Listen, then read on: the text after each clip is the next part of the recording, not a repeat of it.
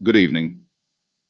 What if I told you that the most powerful force in the universe, the very key to transforming your life swiftly and without struggle, is not found in action, nor in speech, but in what you dare to think in silence? Yes, in silence, and not the silence of emptiness, but the pregnant silence of creation. A silence so sacred, so alive, that within it your entire world can be reborn. This evening, I invite you to entertain a truth so simple it slips past most minds, and yet so profound it governs all of reality. What you persistently and silently assume to be true becomes your lived experience. Without announcement, without fanfare, without even a whisper to the world, just a quiet certainty within. And then the world changes. Have you ever considered that the fastest transformations, those that seem to come out of nowhere, that surprise even yourself, are born not from effort, but from quiet agreement, from a still, unwavering thought entertained in the inner chamber of your being? I tell you now, and I tell you with solemn joy, if you would only dare to think it in silence, the world would be compelled to rearrange itself to match the truth you've chosen. So the question tonight is not how much are you doing, but rather what are you thinking in silence? For it is in that invisible realm where the seeds are planted. It is there that your future is decided, and it is there, in the stillness of your own being, that miracles await your recognition. The world has conditioned you to speak, to explain, to prove, to struggle, but the ancient law, eternal and unfailing, says otherwise. Be still and know.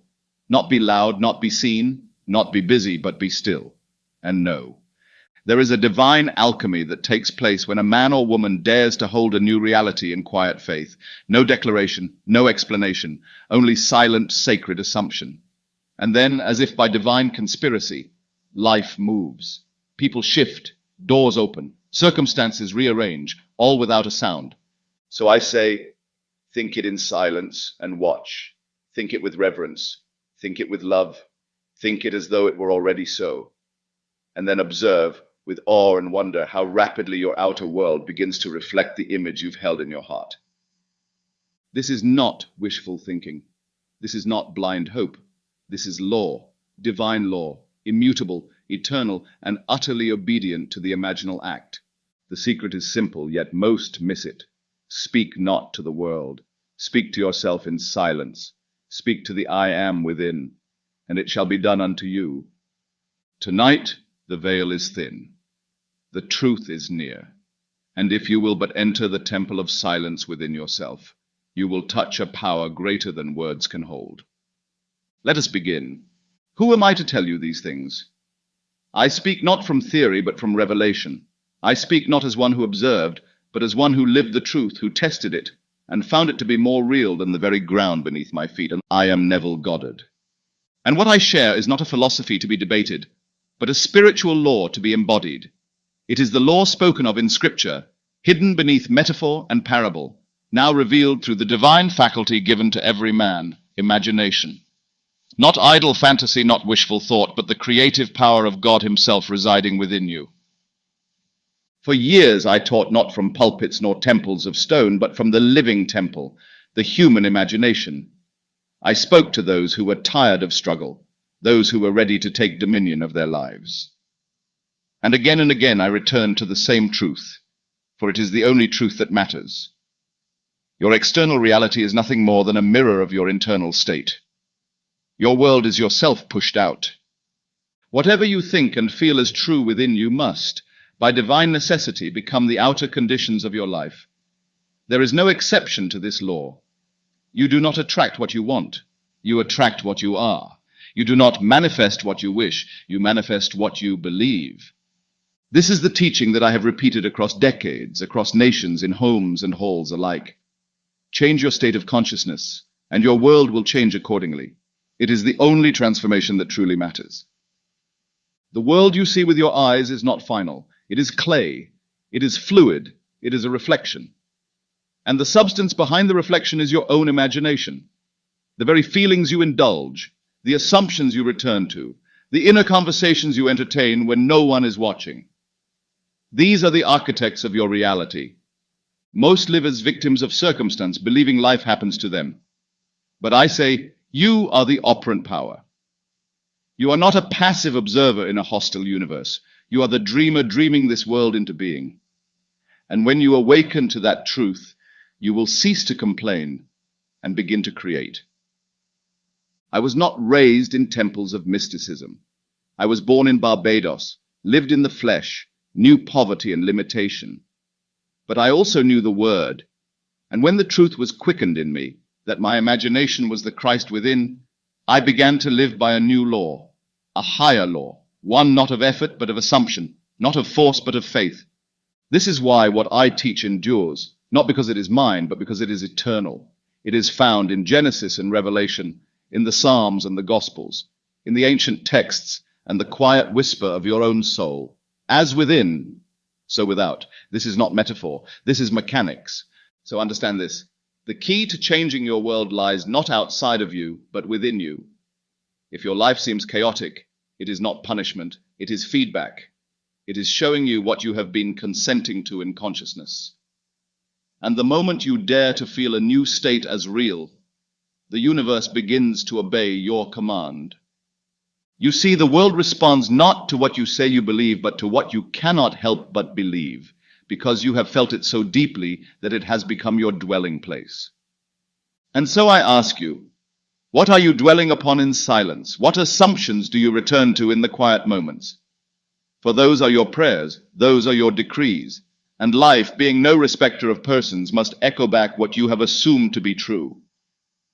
This is the teaching I gave. This is the teaching I live. And if you receive it not as mere information, but as an invitation to become, then you too shall know the freedom of one who commands the winds and the seas, not with effort, but with inner certainty. You are not here to be subject to the world. You are here to redeem it by redeeming your own self-image. When you lift yourself in consciousness, all things are drawn to match that elevation. You are the image of the living God, and your imagination is His voice. Use it well. To think in silence, as I teach it, is not merely to refrain from speaking.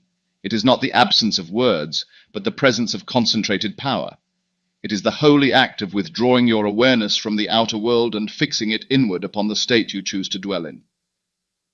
It is the divine art of conceiving a thing in secret and keeping it there. When you think in silence, you are doing something far more potent than wishful daydreaming. You are entering the inner sanctuary of your being, where all creation begins. You are taking your desire, not to the world, not to the opinions of man, but to the altar of the Most High within you, your imagination.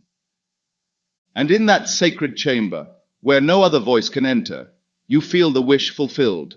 You taste it. You rest in it. You make it your home. And you do it all without a word spoken to another soul. Why?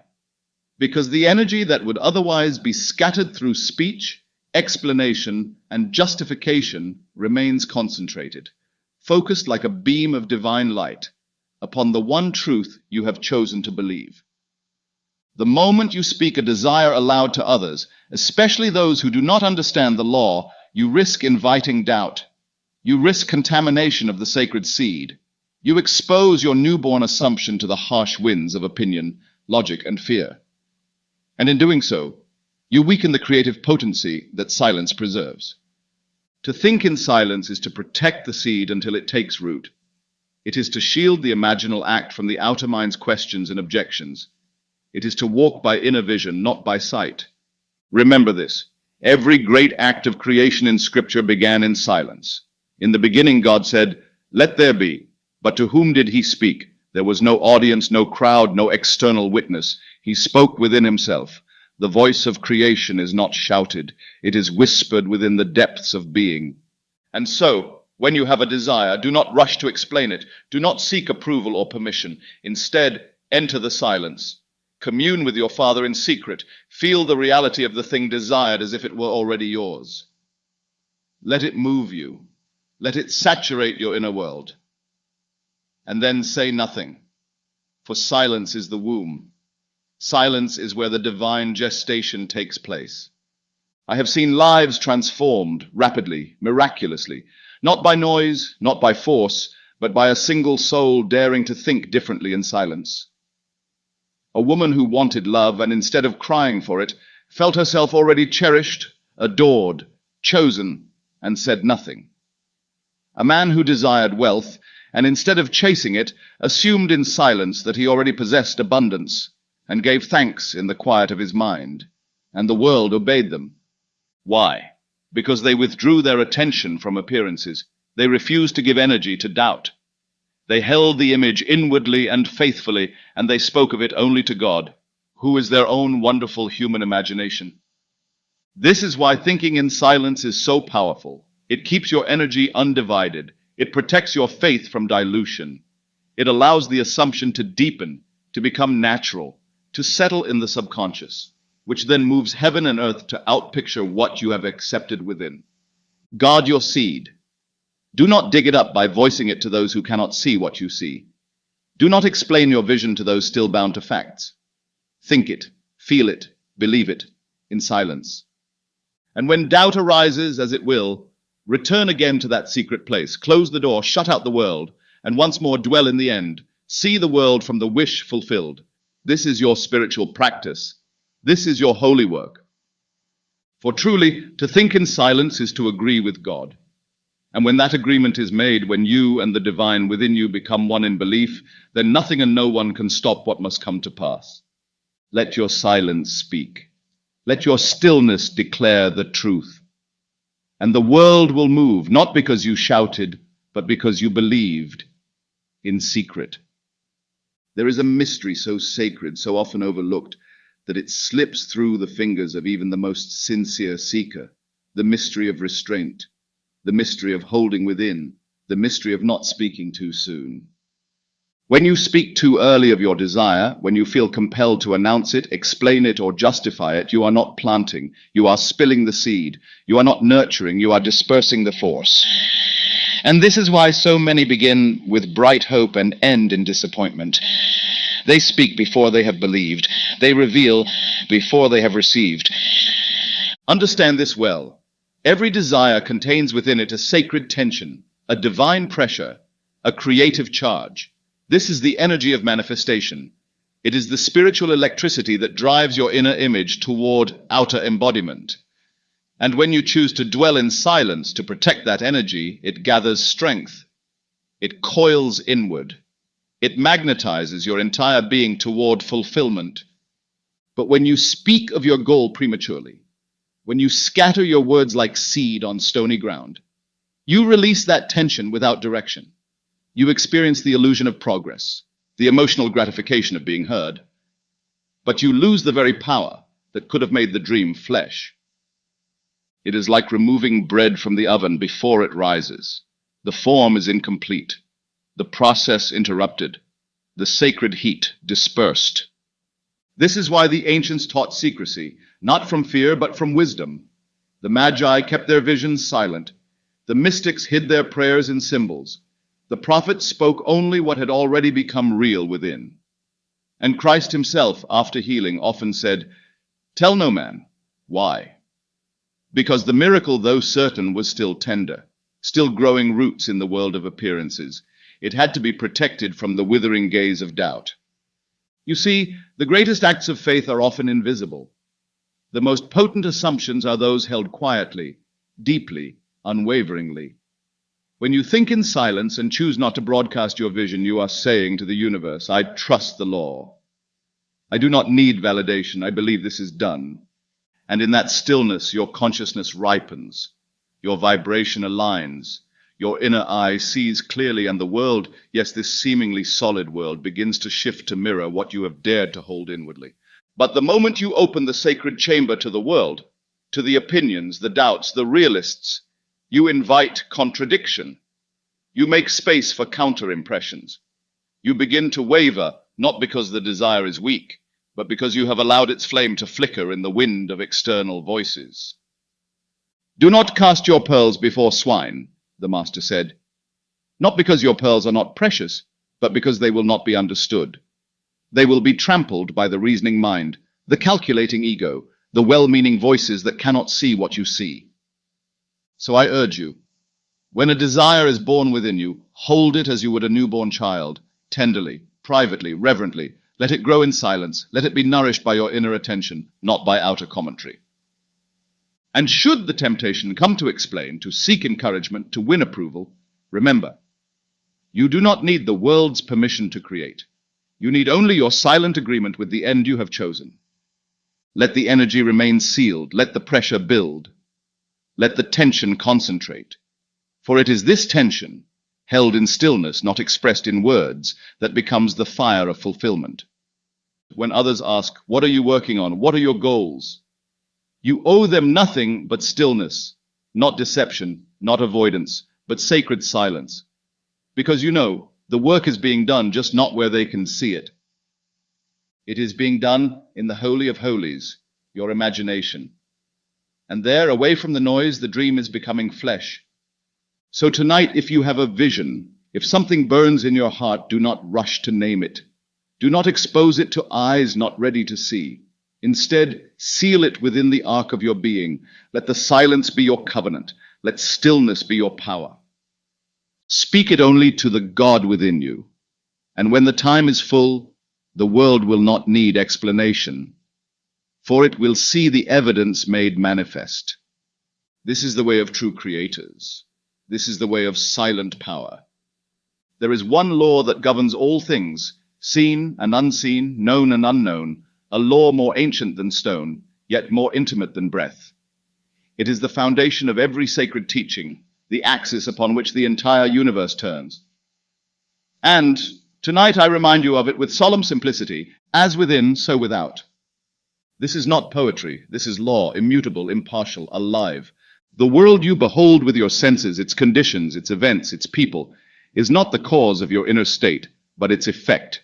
Your reality is not sculpted from outside in, but from inside out. You are not reacting to life, you are producing it, moment by moment, thought by thought, feeling by feeling. You see a man in lack. He does not have lack. He is being lack. The state he occupies within has taken on outer form. You see a woman in joy. She did not stumble into it. She assumed it, held it within, and her world conformed to her inner song. You cannot escape this law. It is active whether or not you acknowledge it. Just as gravity is no respecter of belief, this divine law responds not to your wishes, but to your consciousness. It reflects not what you say, but what you accept as true, deeply, silently, consistently. So I ask you, what are you accepting within? What feeling are you permitting to dwell in you? What truth are you embracing when no one is watching? Because that, and that alone, is the mold into which life must pour itself. To think I want more, while feeling I am lacking, is to perpetuate lack. To declare I will be happy one day, while believing my happiness is outside of me, is to delay joy indefinitely. But when you change your inner posture, when you assume now what you once waited for, the world bends to mirror that shift. You do not change your life by rearranging shadows. You change it by shifting the light within. The state you occupy, mentally, emotionally, imaginatively, is the projector. The outer world is the screen. To alter the scene, you must not fight the image, but change the film. And here lies your sovereignty. You are free to enter any state. You are not chained to who you were. You are not bound to yesterday's reflection. The past has no authority where imagination rules. The moment you dare to assume a new identity within yourself, the wheels of reality begin to turn. Events reconfigure. People shift. Circumstances adjust, all to bring you what you have already claimed inwardly. And it need not take time. Time is not the cause of change. Time is merely the space through which your assumptions unfold. The change itself is immediate, invisible, yes, but instant. The moment you shift your state, you alter the future. You are not waiting for life to catch up. Life is waiting for you to declare in silence, "It is done." This is why silence is so sacred, because it is within the silence that the shift occurs, not with noise, not with pleading, but with quiet acceptance. I am now what I desire to be. And once that becomes your inner reality, the outer world must comply. It has no choice. It is law.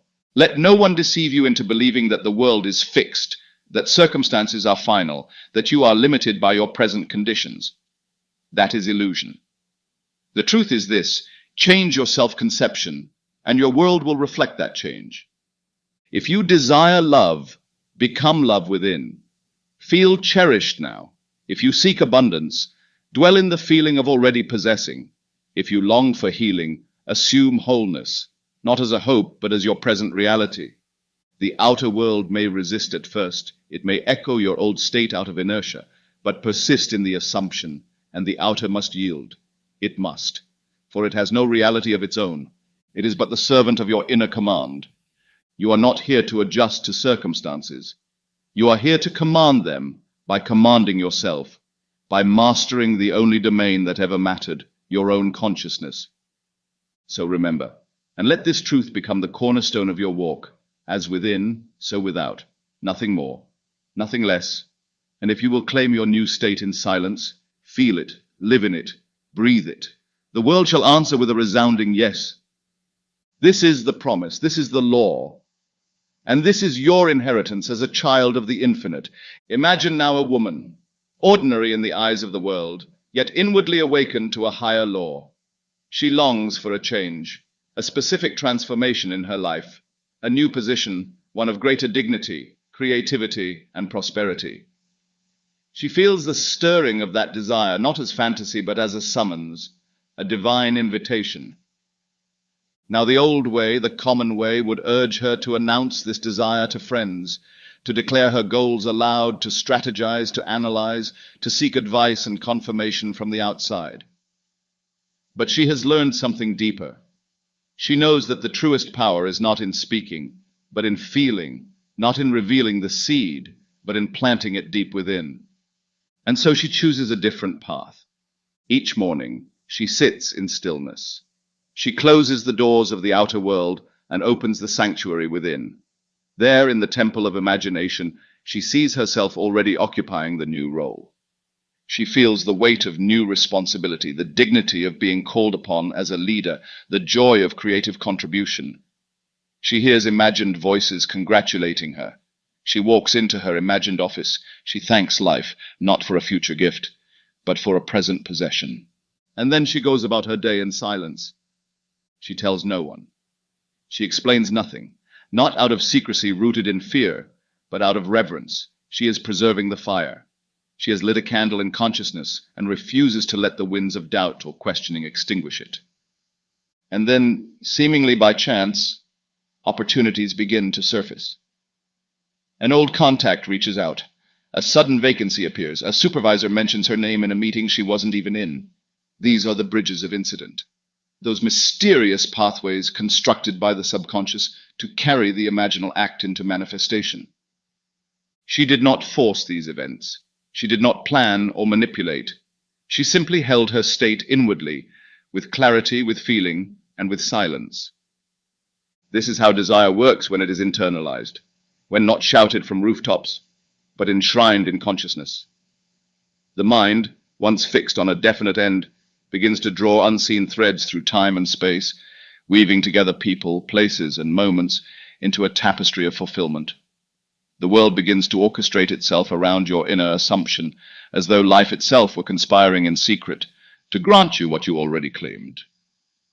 Why does this happen? Because the subconscious mind, your bridge to the infinite, does not respond to outer speech. It responds to felt conviction, and conviction is deepest when it is silent, when it is not diluted by doubt or the need for validation, when it is held, protected, nourished in the dark soil of faith. Desire, when felt vividly and retained in silence, becomes like a seed buried in fertile earth. It does not need to be spoken of daily. It needs to be believed in. It needs the warmth of your sustained feeling, not the chill of public exposure. So consider this. When you internalize a desire without exposing it, you focus the entire creative force of your being on one direction. Your mind, unscattered, begins to form bridges, illuminate paths, create openings, most of which you never could have planned. And because your inner state has changed, you are now drawn to these bridges, recognizing them as natural and inevitable. This is the invisible genius of creation. It works behind the curtain of awareness. It moves when you are still.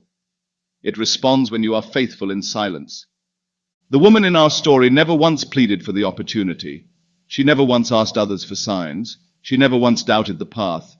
She simply became the one who already had it. She rehearsed that version of herself quietly, with reverence, and the world bowed before her silent conviction. So too with you. Do not be in haste to speak your dream. Do not run to share it with the world.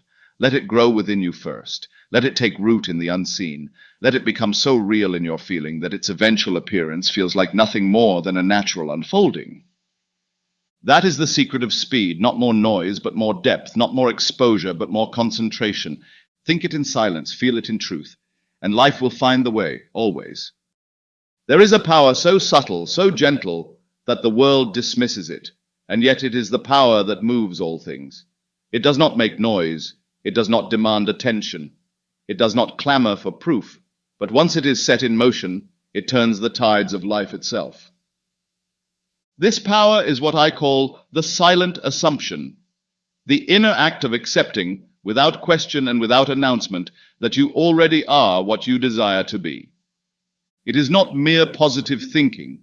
It is not reciting phrases in fear, hoping to drown out doubt. This is far deeper. This is identity. This is embodiment. This is stepping in the secrecy of your own soul into a new condition, and living from it now, regardless of appearances. To silently assume is to withdraw your attention from what is and surrender fully to what is felt to be true. You no longer petition life as an outsider longing to receive. You stand as the one who has received. You feel, as naturally as breath, that it is already yours. You do not try to become, you are. You do not look toward it, you look from it. And in that shift, the world begins to bend. Most people think the law is about working toward a desire. They believe they must earn it, chase it, announce it, beg the universe for it. But the law, the eternal law, waits only for one thing, your assumption. When ye pray, believe that ye have received it, and ye shall have it. This is not metaphor, this is spiritual technology. The assumption is not verbal, it is not logical. It is emotional, it is felt reality. It is the deep, sacred decision within consciousness that this is who I am now. This is where I live now. This is what I embody now. You do not speak of it, you feel it. And you do not need the world to confirm it because you have already confirmed it to yourself. Let me tell you, the silent assumption is creative prayer. It is communion with the infinite. It is the only prayer that is always answered, for it is not a request, it is a claim. When you dare to assume the feeling of the wish fulfilled without asking anyone's permission, without requiring anyone's understanding, you unite with the state itself. You become it. And by the immutable law of consciousness, the outer world must reflect that new identity. But it must be silent. Why silent? Because the moment you assume something aloud before it is rooted in conviction, you expose it to the winds of the senses, the voices of contradiction. But in silence, your assumption grows strong, undisturbed, steady. It becomes real to you before it ever needs to appear. A woman longing for reconciliation does not chase the apology. She assumes silently, within, that the bond is already restored. She feels peace where there was pain. She lives from love where there was longing. And because her inner state is no longer separation, the outer world rearranges to reflect union. A man seeking healing does not obsess over symptoms. He retreats inward and feels the wholeness now. He assumes he is already vibrant, already well. He rises from bed, not waiting for the body to prove it, but because his inner man has already risen, and life answers. It is not the outer condition that creates the feeling. It is the feeling held silently and faithfully that generates the condition. So I ask you, what are you assuming in secret? Do you carry within you the fragrance of your desire fulfilled? Do you walk through the day wearing the invisible garment of your new identity? Or are you waiting for the world to give you permission to believe? You must give it to yourself. You must assume it now quietly, inwardly, wholeheartedly, and let the assumption do the work. Let the state generate its own evidence. Let the feeling draw unto itself its perfect form. The assumption held in silence is not passive. It is dynamic. It sends forth a vibration more powerful than 1,000 words. It signals to the creative center of your being, this is who I am now, and from that signal, All of life adjusts itself accordingly, so begin now. Close your eyes, withdraw from the senses, and simply assume, not with strain, not with effort, but with inner surrender. Let it be natural, let it feel real. Dwell in the state until the feeling becomes familiar, until it is no longer something you reach for, but something you live from. And as surely as day follows night, the world will mirror your silent knowing. For this is the law. What you assume in silence, the world must proclaim aloud. Everything begins in imagination, not some things, not the fortunate few, but everything. From the smallest coincidence to the grandest miracle, all things seen were first unseen, and all things manifested were once imagined. The world you walk through is not solid in the way you believe. It is plastic, malleable, responsive to the deep impressions of your inner world. So let us now lift the veil on one of the greatest truths ever revealed to man. Imagination is the only reality. Yes, that sacred faculty within you, so often dismissed as mere fantasy or idle thought, is in fact the womb of all creation. What you dare to imagine with feeling, vividly, consistently, and reverently, is impressed upon your subconscious mind, and from there it takes form in the world of facts. This is no poetic suggestion. It is law. The subconscious cannot distinguish between what is real and what is vividly imagined. It accepts whatever you feel to be true, and it builds your world accordingly. It does not reason, it does not argue, it simply reflects. So consider the power now in your hands, to imagine something so clearly, so intensely, that your entire being believes it is happening now, and to thereby call it forth into existence.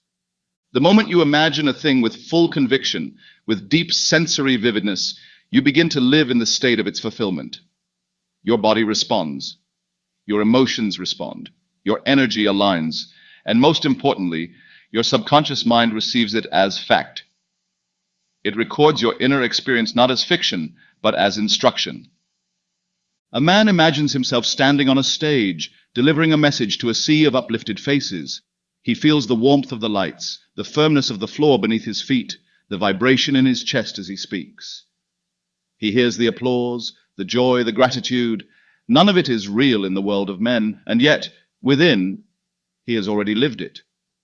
And the subconscious, faithful servant of the imaginal act begins to weave the unseen cords of causation. Events unfold, invitations arise, coincidences emerge. And one day he stands upon that very stage, not as a surprise, but as a confirmation of what was already lived within. This is the law in action. So many believe they must wait for the world to give them permission. But I say you are not the creation of circumstances. You are the creator of them, and your tool is imagination. Do not wait for evidence, create the evidence. Live inwardly what you long to see outwardly. Spend time each day entering the scene of your fulfilled desire, not as a spectator, but as the central character. Make it so real, so textured, so sensory-rich that your body begins to respond, your breath changes, your posture shifts, your heart believes. This is not fantasy, this is faith. Faith is the substance of things hoped for, the evidence of things not seen. Let me be clear, you are not imagining to make it happen. You are imagining because it has already happened, in the only place that matters. And when you persist in that imaginal state, the outer world, by divine necessity, must follow. Your imagination is not lesser than reality. It is reality. All facts are born of it. All structures are shaped by it. It is the divine creative center in man. When you imagine with feeling, you commune with the God within. So what are you imagining each day? Are you imagining from fear or from love? From lack or from abundance? From longing or from fulfillment? For whatever scene you rehearse within, whether consciously or unconsciously, is the prophecy of your tomorrows. Let this be your new practice. Retire into yourself. Choose the scene that implies your desire is fulfilled. See it, hear it, touch it. Let it feel as natural as remembering a moment from yesterday. And once it is real to you, release it. Do not struggle, do not beg. The seed is planted. Repeat it gently, faithfully, until it becomes your dwelling place. And when it does, when your inner world is so saturated with the scene that it feels inevitable, then rejoice, for it is finished. The world will now echo back to you the music you have composed in silence. Never forget, the subconscious does not care if the thing is real. It responds to what you believe is real. And belief is born not in logic, but in felt imagination. So imagine well, dear soul, imagine in color, imagine in depth, imagine with the full force of your being, and then walk the earth not as one who hopes, but as one who remembers. For you have already seen it, you have already felt it, and the world, being obedient, will rise to meet your vision. All things are possible to him who imagines. Let us now enter the holy ground of conscious creation, the sacred art that holds within it the key to all manifestation. The technique I have called living in the end. To live in the end is to bypass the struggle, the process, the how.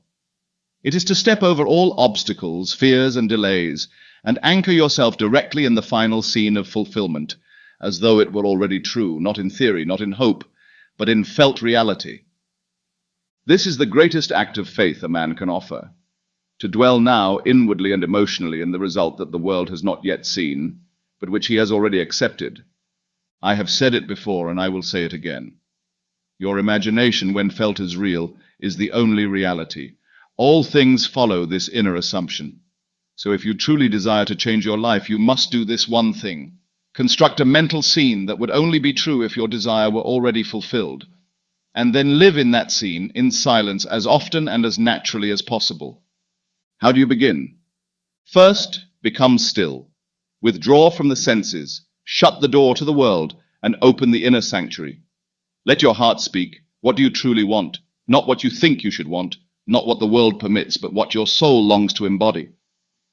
Now imagine, if that desire were fulfilled right now, what would be the last thing you would see, hear, or do that would confirm it? If you wish to be married, perhaps it is the feeling of your wedding ring being gently turned on your finger as you lie beside your beloved. If you desired wealth, perhaps it is the warm gratitude of checking an account and feeling peace, ease, and provision. If you longed for success in your art, perhaps it is a friend embracing you and saying, "I knew you'd make it." Do not build a long or complicated scene. Keep it short, no more than a few seconds long. Why? Because the mind remembers what is brief and emotionally rich. You are planting a seed, not writing a novel. Choose a scene that implies it is already done and then step inside it. You are no longer watching yourself. You are being yourself in this new reality. Feel the textures, hear the sounds, look through your own eyes. Let it be as real as a memory, and above all, let it carry the emotional tone of fulfillment. That deep, sacred stillness that says, "It is so." Repeat this scene gently, night after night, especially as you fall asleep. Why then? Because the doorway between the conscious and subconscious is wide open in that drowsy, impressionable state. The scene you impress upon the mind in those last moments before sleep is the one that takes root most deeply. Do not force it. Do not strain. Do not seek signs. Simply assume the feeling and let it become your inner home. This is the spiritual rehearsal of destiny. You are not begging God. You are agreeing with God. You are saying with your inner being, "I am what I have asked for." And when that agreement is complete, the outer world must reflect it. I have watched men and women transform their lives utterly through this technique. A man, unemployed and overlooked, nightly imagined shaking hands with someone who congratulated him on his new role. He felt the weight of the handshake, the warmth of gratitude. Within weeks, a position opened unexpectedly, and he was chosen. Why? Because he had already lived the end in imagination. A woman longing to reunite with her estranged sister imagined a scene of the two of them laughing together over tea. Tears forgiven, hearts whole. She felt it, cried into it, believed it. And months later, after years of silence, her sister reached out. Not by chance, by law. You see, the end contains the beginning. When you live in the end, the middle must follow. Circumstances will arise, paths will appear, but they are not your concern. You do not need to build the bridge. You need only to arrive in feeling at your destination. Let this become your holy practice. Identify clearly what you desire. Construct a short, vivid scene that would naturally occur after its fulfillment. Enter that scene as if it were happening now. Feel its reality until it becomes natural. Repeat nightly, especially before sleep. Remain silent, let the world catch up to your assumption, and when doubts arise, and they will, return again to the end. Dwell there, live there, make it your home. For where you dwell in imagination, you soon dwell in flesh. This is not wishful thinking, it is spiritual law. Live in the end, and the end will live in you. As you prepare to lay your body to rest at the close of day, you approach one of the most sacred thresholds of your existence, the passage between wakefulness and sleep. And I tell you, with the weight of eternal law behind these words, this moment, more than any other, holds the power to shape your destiny. Why? Because in that quiet descent from consciousness into slumber, your mind slips into a state known in sacred tradition as akin to sleep, a state of deep relaxation, of soft awareness, of gentle surrender. And it is in this sacred interval that your subconscious mind becomes most impressionable, most receptive, most open to the images you place before it. You see, during your waking hours, your conscious mind stands as a vigilant gatekeeper, constantly judging, filtering, questioning. It measures your desires against facts. It interrupts with logic. It resists the unseen. But as you drift toward sleep, that gatekeeper grows quiet. It begins to loosen its grip. And in that moment, the subconscious, the realm of infinite power, stands ready like fertile soil awaiting seed. The images you impress upon the mind in this relaxed state are not met with resistance. They are received. They are accepted as real, not because you argue them, but because you feel them. The subconscious does not reason. It does not analyze. It simply believes what you feel to be true, and it brings forth into the world that which it has received in silence. This is why I urge you, night after night, to use the final moments before sleep as your sacred time of creation. Let no idle thoughts of fear or regret be the last impression you offer to the infinite. Instead, enter into your imaginal scene, the one you have chosen, the one that implies your wish is already fulfilled. Let it be short. Let it be vivid. Let it be emotionally rich. Feel the embrace of the one you love. Hear the words of gratitude spoken to you. Touch the keys of the home you now live in. Sense the relief, the joy, the peace that flows from already having received. And as your body relaxes and your awareness begins to blur, do not break the scene. Do not allow the mind to wander. Let the feeling of the wish fulfilled be the final impression upon your consciousness before it sinks into the depths of sleep. For what you fall asleep in, you awaken into. The subconscious, having received the image with feeling, begins immediately to arrange the world of facts in accordance with it. You may not see results the next morning, but the process is set in motion. The law is already at work. And understand, this is not mere repetition, it is conception.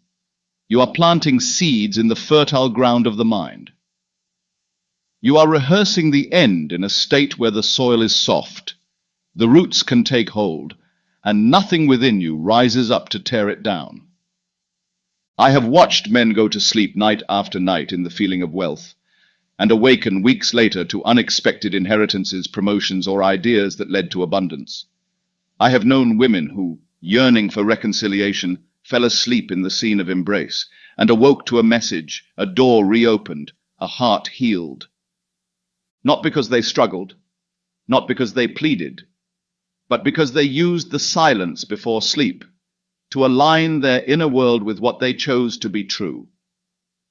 And the outer world, being no more than the mirror of within, reflected it faithfully. So I tell you now, guard the doorway of sleep. Treat those final minutes not as a time of carelessness, but of consecration.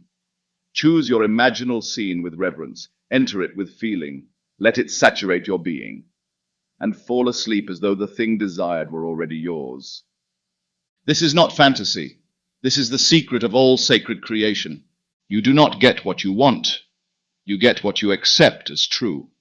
And nothing is more powerful than a truth silently assumed in the sacred stillness of sleep. When next you lie down to rest, remember this.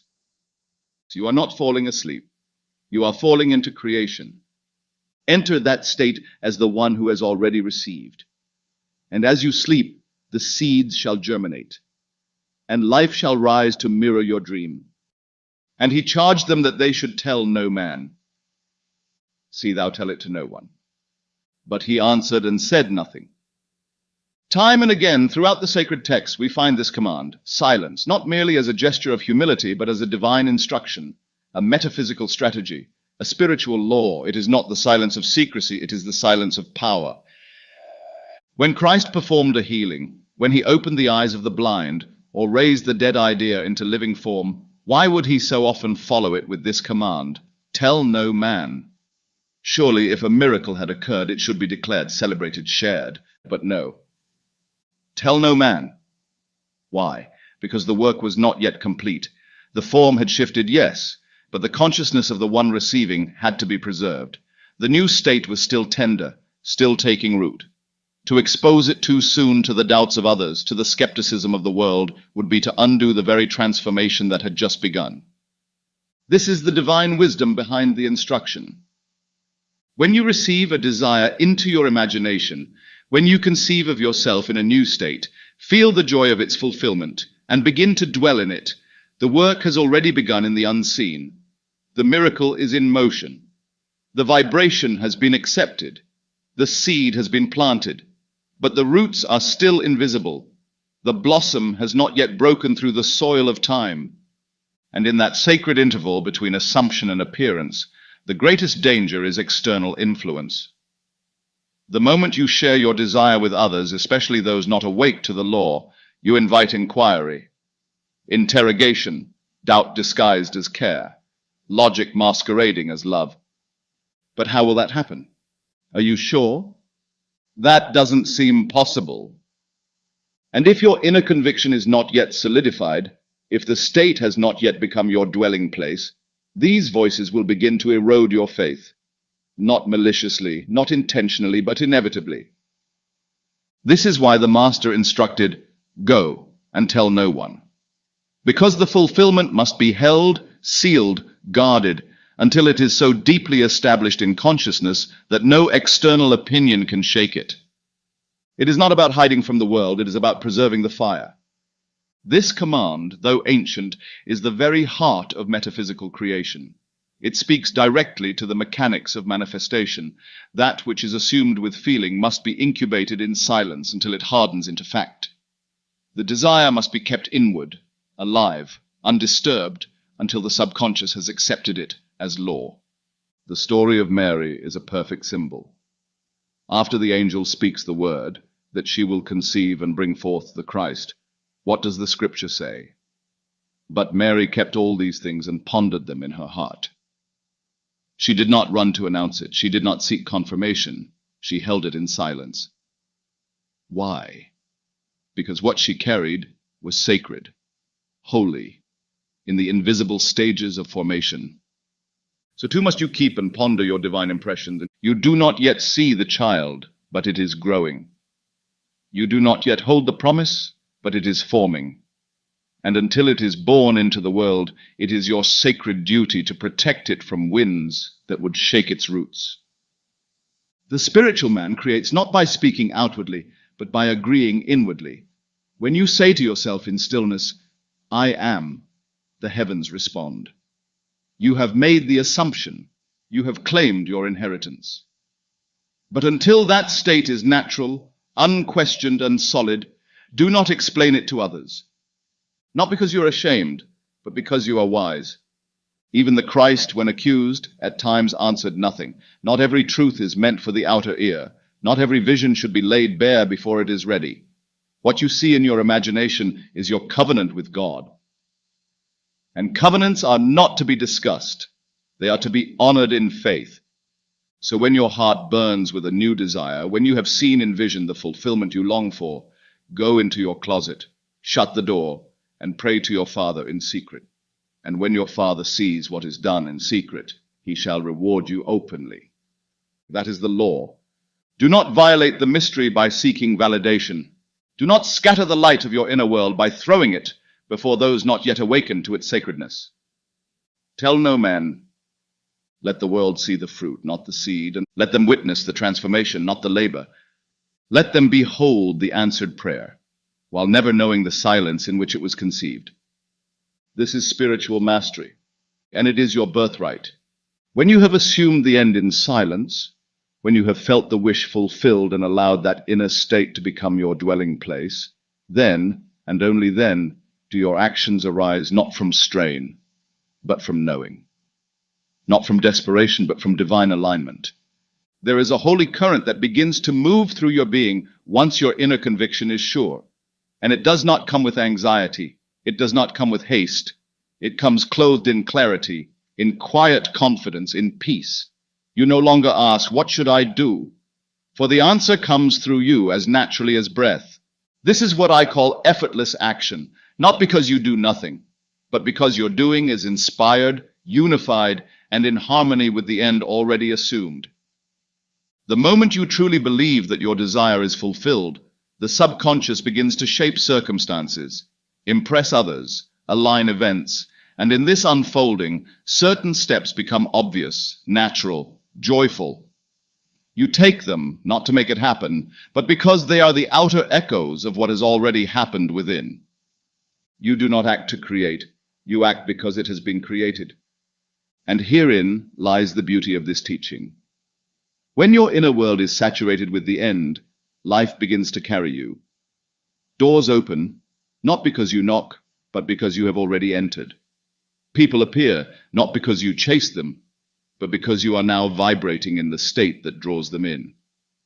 The phone call comes, the invitation arrives, the idea descends upon you in the stillness, and suddenly, what seems so far is now the next natural step. Let us be clear, forced effort is the mark of doubt. When you do not yet believe in the fulfillment, you struggle. You overcompensate, you hustle and push and shout, trying to make the external conform to a desire you have not yet embodied within. This is not creation. This is resistance. But when the assumption is solid, your movements become serene. You move as one who has, not one who begs. You speak as one who knows, not one who seeks approval, and your actions carry the fragrance of fulfillment. They are not trials, they are confirmations. I have seen this in every field of life. The writer who, after nights of imagining his work already praised, suddenly finds the words flowing without obstruction. The entrepreneur who imagines success and suddenly meets the right investor, not by chasing, but by becoming the one who belongs in that conversation. The woman who imagines herself loved and chosen and soon walks into a room and is seen because she first saw herself. This is the reward of silence, effortless alignment. You are no longer trying to fix the world, you are simply allowing it to reflect you. And when you are deeply, silently aligned with the end, life rushes to support you with grace. So I say, cease striving, cease anxious doing. Withdraw into the stillness where your true work begins. There, assume the end. There, feel the joy of already being. And when the time is full, you will know what to do, not because you planned it, but because you have become it. Action then becomes sacred, not a burden, not a duty, but a natural overflow of belief. You are not forcing doors open. You are walking through doors that swing wide at your arrival. You will hear a voice, not a voice of thunder, but a whisper in your heart saying, "This is the way. Walk ye in it." And you will move, not in haste, but in harmony. This is divine orchestration. This is effortless motion born of silent knowing. Let it be your way from now on, not by might, nor by striving, but by inner certainty. Assume the end and then move only when peace calls you forward. Your steps will not be in vain. They will be echoes of the state you have already become. And the world, yes, this seemingly fixed world, will open its gates not because you fought, but because you arrived. Do not be deceived by appearances.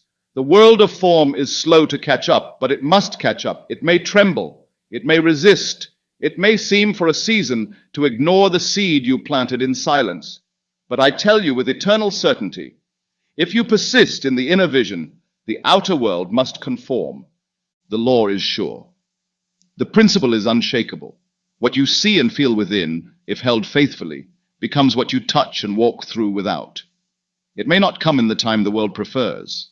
It may not come through the channels you expect, but it will come. And it will come in a way so perfect, so precise, that you will marvel, not at the speed of it, but at the inevitability of it. And yet this unfolding depends on one holy requirement: persistence. Persistence is not struggle, it is not strain, it is not forcing yourself to believe through gritted teeth. No, persistence is faithfulness to the vision. It is returning again and again to the feeling of the wish fulfilled, especially when the world shouts its contradictions. It is choosing, moment by moment, to be loyal to your unseen reality, not because you see proof, but because you have already accepted it as true. This is what separates the dreamer from the creator. The world says, "Look, nothing has changed." But the awakened soul responds, "Everything has changed because I have changed." Your outer life may still echo your former beliefs. It may still bear fruit from seeds planted long ago in fear, doubt, or limitation. But do not curse that reflection. It is fading. It is passing. And the moment you persist in the new assumption, the soil begins to shift. The old roots are broken. And soon, the world has no choice but to show forth your inner transformation. Imagine a sculptor chiseling stone. With every strike, the form is changing, though the shape may not yet reveal it, one more blow, then another. The image is already within the block. The sculptor simply remains faithful to it until the stone yields to the vision. So too with you.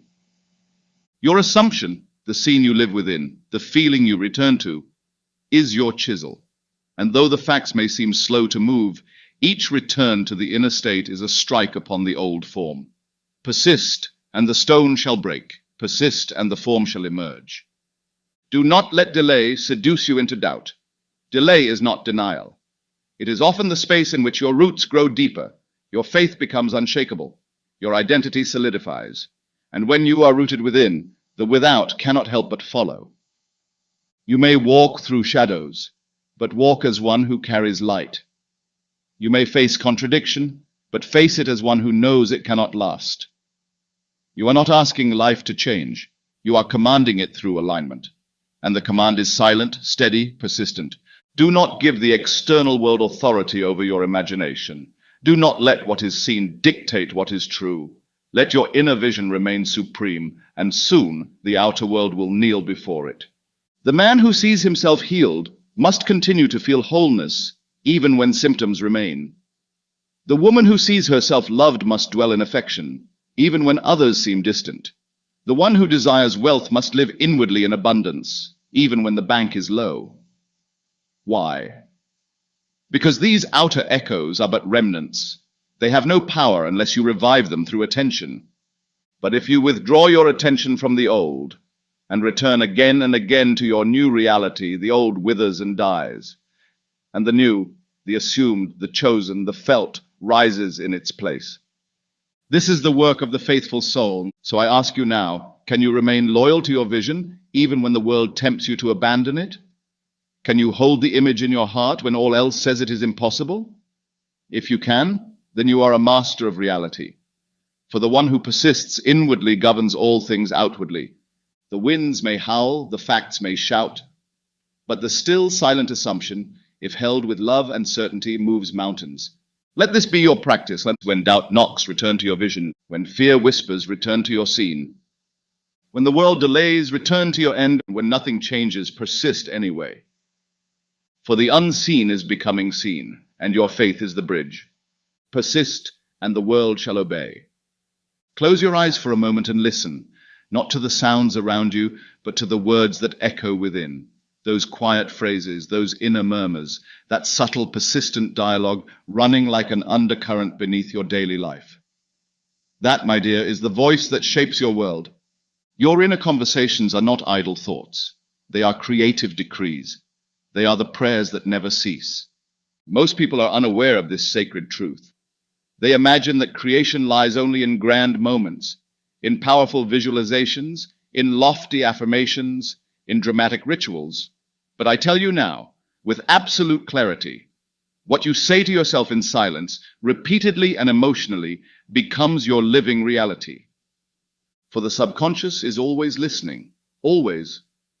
It does not judge your words. It does not weigh their worthiness. It simply receives them as commands, especially those wrapped in feeling and repetition. And what you most often whisper to yourself, those unseen, unspoken phrases, That is what the subconscious accepts as your chosen truth. So I ask you, what do you say to yourself in silence? When the world quiets and you are alone in thought, do you say, nothing ever works for me, or everything is unfolding perfectly? Do you hear, I can't afford this, or I always have more than enough? Do you silently repeat, they don't see me, or I am deeply loved and remembered? Because those words are not small. They are not private in the way you think. They are creative acts. They are the mold into which the infinite pours your experience. Your inner speech is the scribe of your future. It writes without ink and paper, but its record is permanent until you rewrite it. And yes, it can be rewritten. You need not be a prisoner of yesterday's conversations. You need not be loyal to the script of fear or lack. You may at any moment choose a new language, a new tone, a new inner narrative. And when you do, your entire reality will begin to shift in response. This is not about shouting affirmations into the void. It is about becoming conscious of the words you say to yourself in stillness and choosing to speak from the state you desire, not the state you fear. If you wish to be successful, begin now in silence to hear yourself as one who is successful. Let your inner voice say, I always find the perfect opportunities. Everything I touch flourishes. I am respected, chosen, celebrated. If you long for love, begin now, in silence, to hear yourself as one who is cherished. Let your inner voice say, I am always met with affection. I am seen. I am remembered. I am embraced in every room I enter. Repeat these not as forceful chants, but as natural conversations.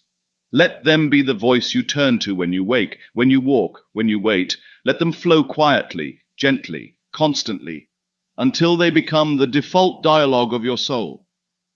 Because once they do, the subconscious, ever faithful, ever obedient, must outpicture what it hears.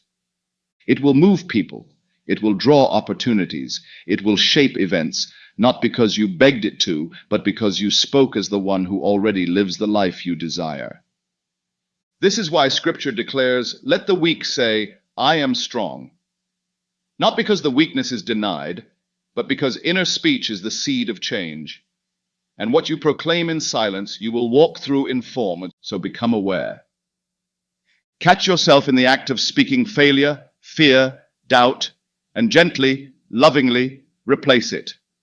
Not with fantasy, but with the language of your chosen state. I am already there. Everything is unfolding in my favor. I am seen, I am wanted, I am more than enough. It is already done. Let these phrases become the rhythm of your days. Let them be the soft drumbeat beneath your actions. And soon, the outer world will begin to reflect not your effort, but your inner conversation. You do not need to convince anyone else. You need only to speak to yourself as one who already is. Speak in silence, and the world will answer aloud. This is the secret. This is the law. This is the unseen dialogue that becomes flesh. Choose your words with reverence. Choose your tone with love. For what you say in silence, you shall live in truth. Gratitude is not merely a reaction to what has happened. It is a proclamation that something already is. And when you begin to understand gratitude in this light, you will see it not as a polite sentiment, but as a sacred force, a spiritual accelerator that draws the unseen into visibility. Let me tell you, there is no greater sign of faith than giving thanks before the harvest arrives. In this world, man is taught to thank only when something is received, to wait until the evidence appears before the heart opens. But I say unto you, give thanks before the evidence, and the evidence will hasten to appear. Why? Because thanksgiving is the song of fulfillment. When you thank life for what your senses do not yet report, you are declaring that you trust the unseen, that you know the seed has taken root, that you believe in the reality of your inner world above the appearances of the outer. This is not delusion. This is divine alignment. The subconscious, that holy servant within, receives gratitude not as wishful thinking, but as confirmation. It hears your thanks and concludes, it must already be done, and begins to move all things to reflect what it has accepted as fact. So let gratitude become your secret ritual. Not the gratitude of desperation, please let this come, but the gratitude of arrival. Thank you, Father, it is done. Thank you, I have already received. You are not waiting. You are not hoping. You are not peering through the veil, asking for signs. You are dwelling in the end, and gratitude is the fragrance of that dwelling. Imagine now a woman longing for her child's healing. She could plead, she could worry, she could ask endlessly. But instead, she sits quietly in the stillness of her room and whispers, "Thank you. Thank you that he is well. Thank you that he is whole. Thank you that peace now reigns in his body." She thanks not out of habit, but out of spiritual sight. And as she repeats this thanksgiving in the stillness of her heart, she is cementing the new reality in her being. The subconscious receives it. The pattern is formed.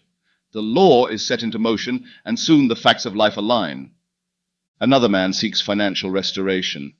But rather than worrying over the bills, rather than obsessing over how and when, he closes his eyes and gives thanks. Thank you for the abundance that flows to me. Thank you that all is provided. Thank you that I live in sufficiency now. He does not yet see it in the account, but he sees it in consciousness, and that is where all things begin. Let this become your posture, not complaint, not fear, and not resistance, but gratitude in advance. Gratitude is the language of possession. The one who gives thanks does so because he has. Even if the eyes do not yet behold it, even if the hands do not yet hold it, the heart knows, and this knowing is what shapes worlds. If you can give thanks for what your senses deny, you prove that your inner vision is dominant. And once the inner becomes dominant, the outer must yield. So each morning, before the world wakes, whisper your thankfulness. Each evening, before you sleep, offer your gratitude. Thank not only for what has come, but for what is on its way. And more than that, for what is already yours in imagination.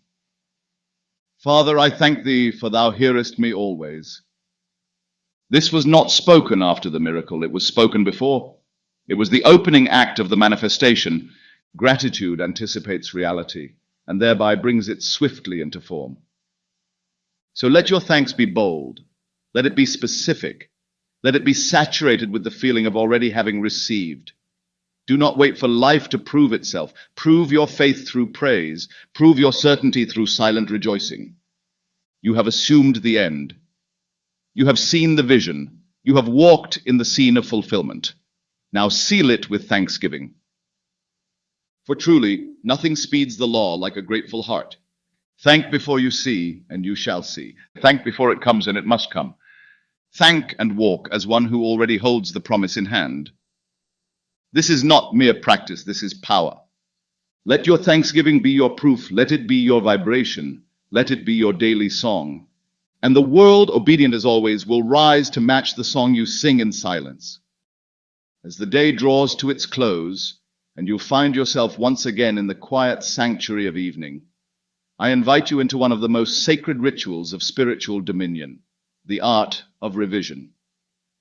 This practice, though silent and unseen by any, is a force so powerful that it can untie the knots of the past and reweave the fabric of your future. You are not a prisoner of what happened today.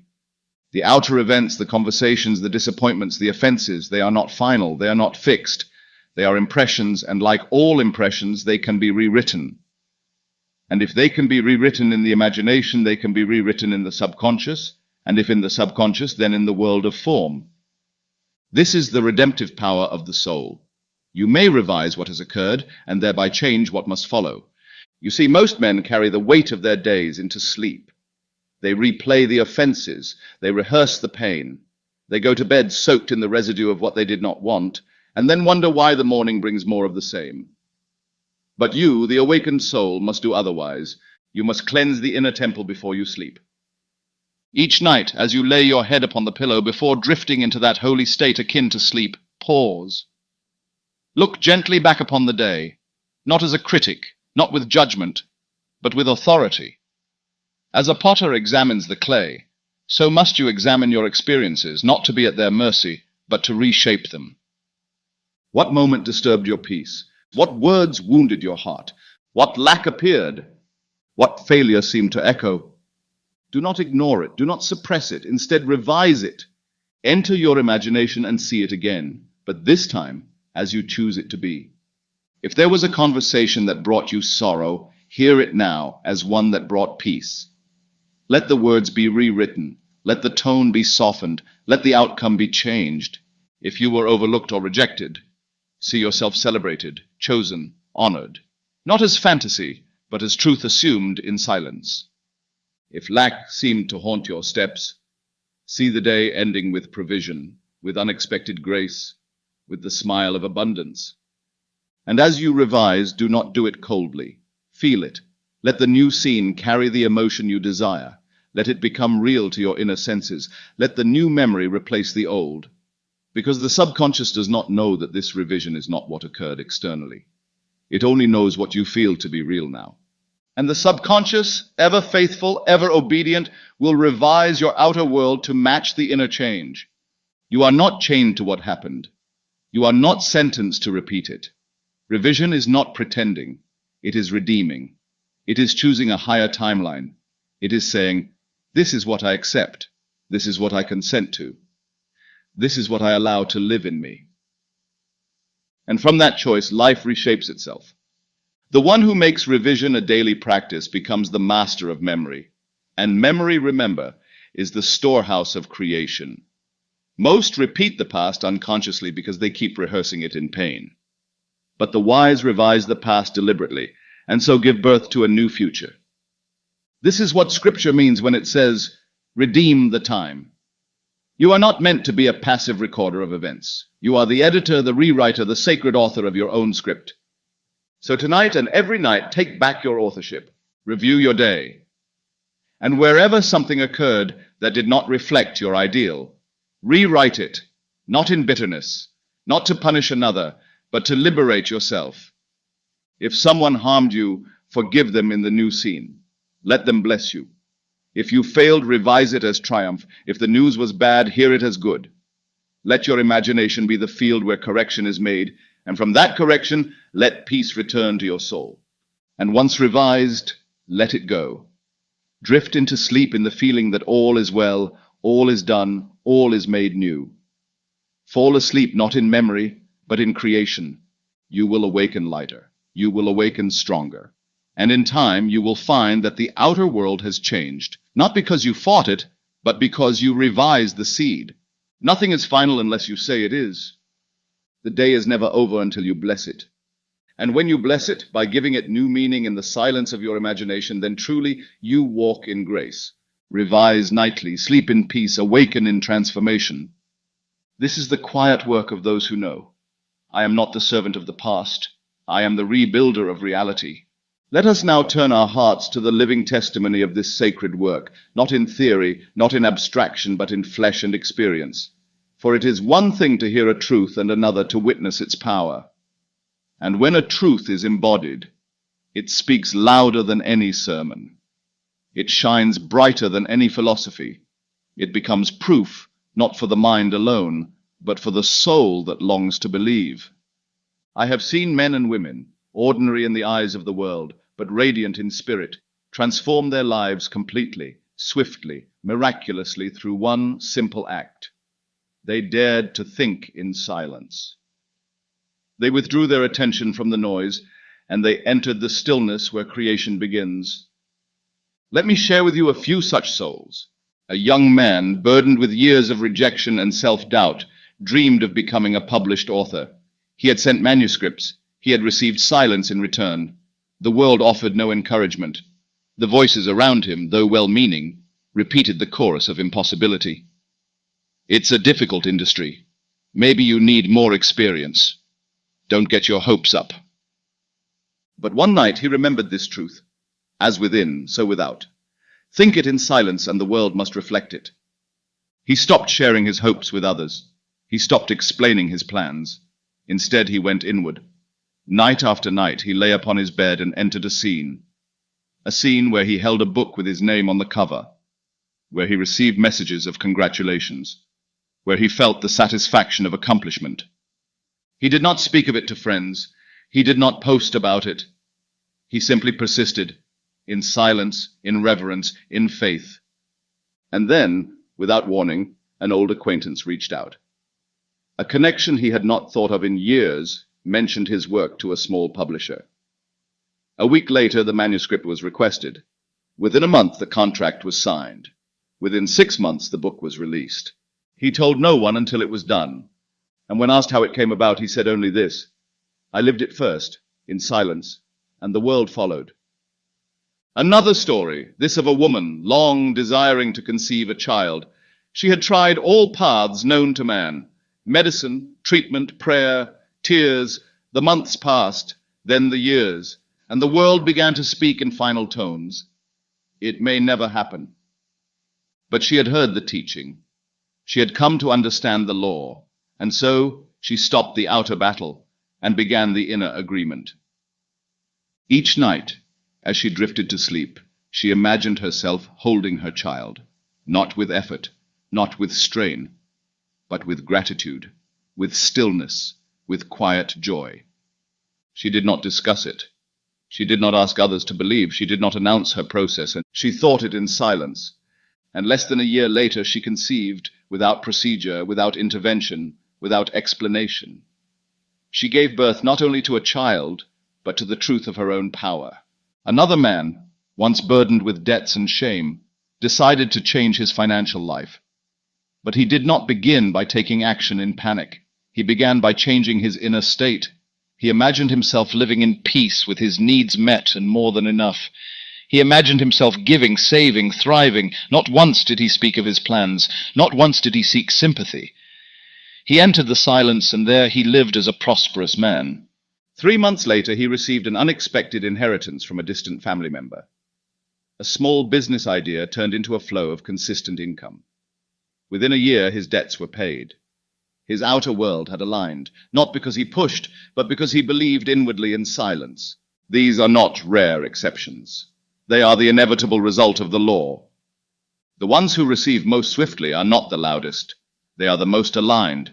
They have mastered the art of inner secrecy. They do not scatter their seeds in every direction. They plant, they water, they nurture in silence. And when the fruit appears, it appears in glory. You see, when you share a desire too soon, you invite friction.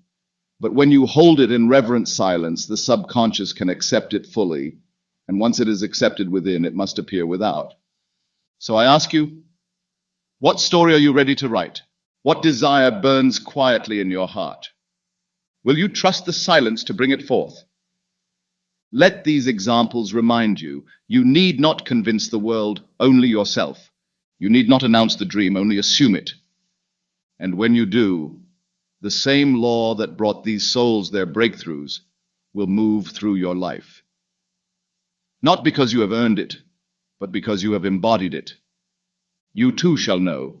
I thought it in silence, and it came.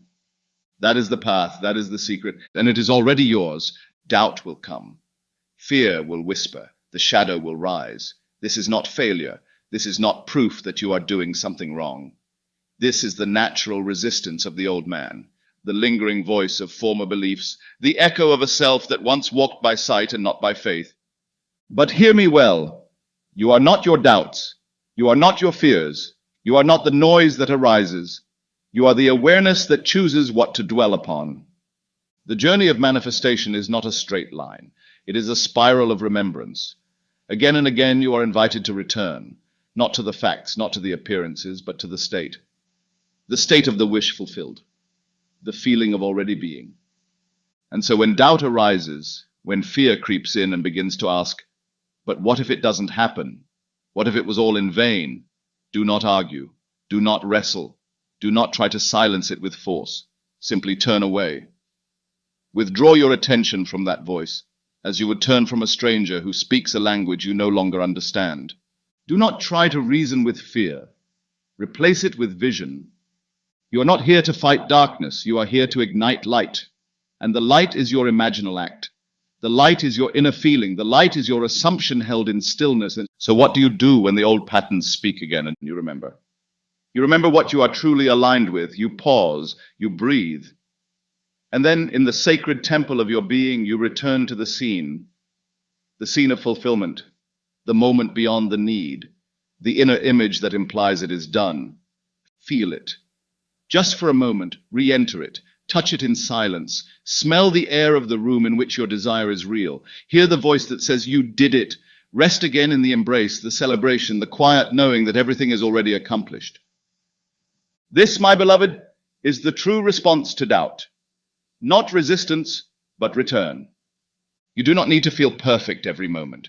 You do not need to banish every stray thought.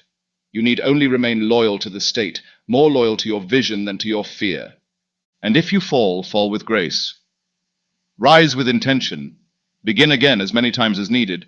The law does not punish for missteps. It does not keep score. It responds only to your present assumption. Now is always the moment of power. Say to yourself, yes, I hear the fear, but I do not give it my consent. Yes, I see the doubt, but I choose once more to feel the end. Let every interruption be an invitation back into faith. The mind will ask, but how can I be sure? And the answer is this: you don't need to be sure in your thoughts. You need only to dwell in the feeling of the wish fulfilled. For that feeling is itself the evidence of things not seen. Fear is only sustained by your attention. Doubt grows only when you feed it. But the moment you stop rehearsing the worst and begin again to feel the best, even if only for one breath, you shift worlds. Return, return, return. 10 times a day, 100 times. Return not because you are weak, but because you are faithful. This is the art of persistence, not perfection, but devotion. You may walk through storms.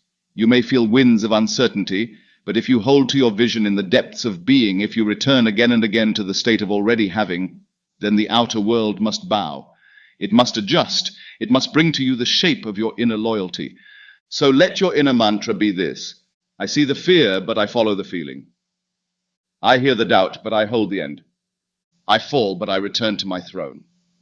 And in that return, the new world is born. This is the true triumph, not the absence of fear, but the choice to feel beyond it. Not the silence of doubt, but the strength to remember who you are, even when fear speaks loudest. For you are not the storm. You are the light behind it. You are not the thought. You are the dreamer. You are not the fear. You are the I am, and you always return. Let us now descend from the heights of revelation into the sacred rhythm of daily practice, for a truth, no matter how divine, remains dormant unless it is lived. And what you are called to live is not labor, not striving, not noise, but a quiet mastery, a disciplined intimacy with your own imagination. So I give you now a holy strategy, a spiritual prescription, not born of theory, but of the law itself, a daily method by which the invisible becomes visible, the formless form, the desire, fact. Let it be simple, let it be sacred, let it be yours. Step 1, choose one desire. One clearly, boldly, lovingly, and do not be scattered. Do not chase many things at once. Your power flows where your focus lives. So select one desire, pure, meaningful, true to your heart. Not a wish to impress, but a longing that lifts your soul. It could be love. It could be healing. It could be freedom, provision, reunion, expansion. But whatever it is, make it known to yourself. Name it within. Claim it with no apology. Say silently, this is what I have chosen.